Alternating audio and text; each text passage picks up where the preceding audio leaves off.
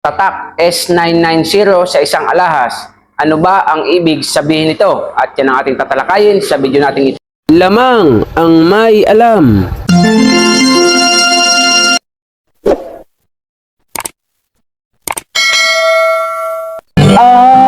Lamang ang may alam. Trabaho ko, pagkilatis ng ginto'y eksperto ko.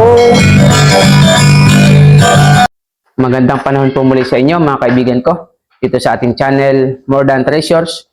Kumusta po kayo? Nawa ay nasa mabuti po tayong kalagayan at ligtas sa anumang sakit karamdaman. Sa video po natin ito ay ating pag-aaralan ang katanungan ng ating kaibigan. Ngunit bago po yun, shout out kay Prince Mildel Rosario na siya pong nagtanong sa ating content na ito. So ang tanong po niya, paano pagtatak niya ay S990? So, pagkatatandaan po natin mga idol na ang bawat alahas may kanya-kanya pong pangalan, may kanya-kanya po itong tatak na hindi po pwedeng gayahin ng ibang klaseng alahas. Kung ang tatak ng ginto at tatak ng silver, yan po ay hindi pwedeng magkaparehas, yan po ay laging magkaiba. So, unahin po natin, ang sabi po dito sa ating pag-aaralan ay ano daw po ang S990. So, ang mga tatak nga po ng alahas ay iba't iba. Ito pong mga silver ay may kanya-kanya mga tatak. Meron pong sterling silver, na po. Meron pong S925 silver. Meron din po namang 825 silver. Meron din po namang 999.9 silver. So, ang 99.9 silver, yan po ay 99.9 purong silver. At 1% na lamang po ang kanyang pinakang ibang metal. At ang tatak pong S990 ay tatak din po yan ng isang silver. Kaya ibig sabihin po ng S990, yan pong alahas nyo ay silver.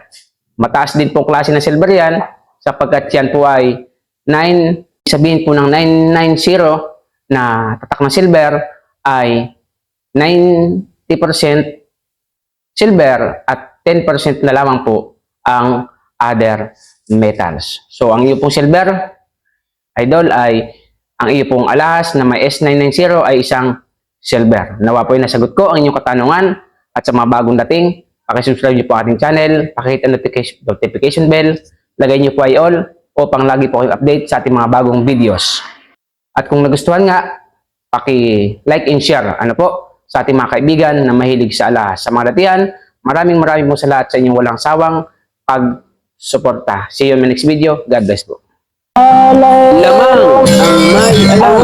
Trabaho ko, pagkilatis ng ginto'y eksperto ko. Kung sa mga tatak, isa-isa ito, alam ko ang peke at totoo. Ako ay isang asayan ng ginto. Alam ko ang tunay at totoo. Kung usapan ay alas lang, yan ay kaya nating patunayan. Ako ay alahero at asayan ng ginto. Alam ko ang tatak na totoo. Walang maitatago sa usapan ay ginto. Agad ang alahero'y eksperto sa ginto.